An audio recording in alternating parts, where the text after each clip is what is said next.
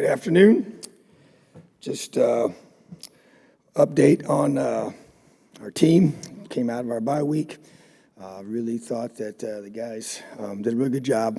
I had a couple days of practice and focused on fundamentals and just blocking and tackling. Major emphasis technically, getting better, getting some guys healthy, getting them rested, refreshed. That was a huge priority as well. I gave the guys Thursday, Friday, Saturday off, and then back on Sunday. So I thought that was good. Coaches went out, did a lot of recruiting. Very, very important part of what we do. Got to see a lot of players practice and play. That was very productive. So good bye week for us and much needed in a lot of different ways for our guys. So from injury update from the game, unfortunately, Cam Camper has torn his ACL, and he'll be out for the rest of the season. So we'll be having surgery in the near future. Did that in the first half against Rutgers, and obviously feel terrible for him, but huge part of our team. But he'll be beginning that long road to recovery, and our staff will do a great job of getting him back and having him ready for the fall. So, but Cam Jones still week to week, and some other guys that we're trying to continue to work to get healthy and get them, as many guys as possible, ready to play. Very excited about this weekend. Anytime you have a chance to play one of the best teams in the country, it's an awesome thing to have them here at home. And Coach Franklin continues to do a tremendous job. They're at Penn State, a very, very talented football team in all three phases, and a team that we play every single year and have to find a way to do our very, very best to be able to come out with a win on Saturday. So very, very talented football team that has come into Bloomington, and excited to see what they can draw out of us in a positive way. Questions? I recognize I'm asking for state secrets to some extent here, but with the bye week, the chance maybe to rest some guys, give some guys more reps in certain situations in practice, and now maybe an injury or two, are there some guys that maybe weren't playing as much before the bye week that you could see these last 4 weeks getting on the field a little bit more? Yeah, the thing I focused on was rehab, reps, and rest. And you had guys in different categories. Some guys needed to rehab, injuries. Some guys needed to just flat-out rest. We didn't practice them at all. Some of our older guys that played a lot of snaps. And then a lot of guys got a lot of reps that they have not gotten in the past. So guys fell in those different categories based on our analysis of where they were at and what they needed. And just think a lot of the younger guys, I think a guy like Phillip Dunham kind of comes to mind. Really see him get a lot of reps this past week and during the bye week, and expect him to continue to grow and develop. I think that's a huge opportunity for him. And Brylo Lanier, same thing, even the younger guys in our program defensively. Caden Turner, another guy that's got a lot of reps that continuing to elevate his preparation and opportunity for him to be able to keep growing as a player. And I just think also our offensive line just trying to get, even though those guys are playing with us now, Josh Sales and Khalil Benson, just continue to rep those guys, grow them, bring them along, allow them to develop, as well as, our skill guys that are younger as well. Just trying to continue to bring them to the point where they just keep getting better every week. So a lot of guys got a lot of good reps. Did a younger guy scrimmage there on Wednesday. We got a chance to get those guys out there to go some live reps and had some fun with that. So had the GAs calling the offense and the defense, and had a chance to be able to do some positive things. So, yes, good question. Tom, I think at the end of the game, after the game Saturday, you said everybody was going to be up for evaluation, basically. What was your evaluation of the quarterback position, and is that position still in the same place it was? Yeah, we're definitely going to be able to look at all that, already done that, and we will move forward with that position, and I guess we'll have to see how that plays itself out, when it comes to game day. But at the same time, every position, as I said, is up for evaluation, and that was the case, and we're just trying to find the best combination to be able to give us a spark on offense and allow our guys to be able to move the football and score points. So didn't do that in the second half. Have not done that well in the second half in several different games here recently, and so definitely need to get a different product and different output of our offense in the second half for sure. So everybody's up for evaluation, yes. coach, Penn State comes back in, and the last time they played in Bloomington, one of the hallmark moments of the recent years in the program. Obviously, a little bit different situation, but the goal remains the same, to upset them. What do you remember about that game in 2020, and then what do you guys, look to take from that performance and hope to replicate? Well, it's definitely something that a big part of our history. In that moment, unique situation for sure, with the way it all, kind of played itself out in regards to leading up to that. Weren't we even supposed to play them, to start the season, and with the schedule change and everything that happened with the pandemic, that was the case. And limited fans were obviously in attendance, and so the thing you remember is just the guys found a way to finish the game, and didn't got off to a strong start, led most of the game, and then fell behind there at the very end, and then found a way to rally back, sent overtime, and have a historic play. So, but it's in the past, and new team, a lot of new guys, a lot of new faces on both teams, and so great opportunity for our team. Anytime you have a chance to play a top team in the country, that's what you want to be able to do, and our guys have a big week ahead of us to prepare for that. So just got to find a way to continue to get better and finish games. Tom, the continued development of Jalen Lucas, what are you seeing from him, and how much more impact can he have this season? Yeah, I think he's another one as the bye week, unfolded, continuing to find ways to get him the football. That's my charge to the offense. Has been for a while, probably since the first game. So just thought since he's been here, he's different, and trying to bring him along in his understanding of what we're doing. Obviously, you saw what he can do in the return game. Now he's leading the country in kickoff returns, and so just once again, you want to find ways to get him the football. His quickness, his burst, his speed is elite, and he's a tough, hard-nosed competitor. So yes, he needs to be a huge part of our offense moving forward. Yes. Tom, at 3-5 right now, and 4 tough games remaining, and I know you take each game at a time, but with these 4 last games, what do you need to see from your team to look back and say there was progress in that last quarter of the season, whatever it was? What do you need to see in these 4 games? Yeah, I think step one is to be able to consistently execute our fundamentals and our techniques. That includes schematic execution, the consistency there, continuing to see the growth from our younger players that we're playing to our older guys that are still, having to make plays for us. That consistency is never going to cease to be a priority for us. It was last week. It's got to be this week.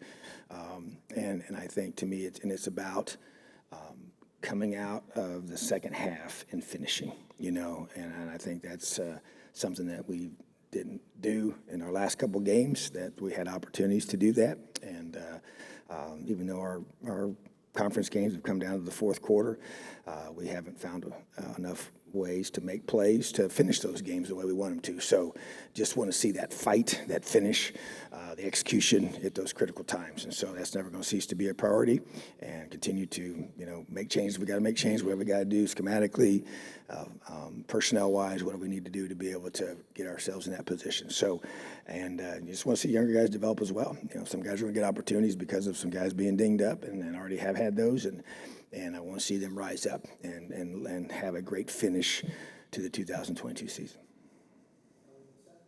Coach, I think Taiwan was just talking about how basically the bye week you guys used obviously to get healthy, but also to kind of focus on the mental side of things. What, as a coaching staff, have you guys emphasized that maybe just to make sure that guys aren't mentally checking out, that they're staying locked in, they're staying focused on the rest of the season? Oh, there's no question, and I think it's a huge priority and something you talk about and don't shy away from, and don't fail to address. I think that has been the focus without question, just using various videos, just various information that I utilize, and I think it's powerful for your mind, and I know our minds are very, very powerful, and I know that seasons can get hard and frustrating, and when you play the schedule we play, and you got to find a way to win those close games, and we haven't recently, it is frustrating, So, but you also you find out who who you can really count on, who you can depend on, and he's one of those guys. Guys just keep fighting, and we got a whole bunch of those guys on this team, and so that's where you rely on that. You rely on that leadership. I've challenged our coaches to identify guys in their position rooms, and we're going to be able to do that here this week, and to be able to rely on that component of our program, our leadership that's all in place here, which allowed us, I thought, to practice really, really well. The two bye week practices, which can sometimes be challenging, especially in that situation and coming off another tough loss. And so I think our culture,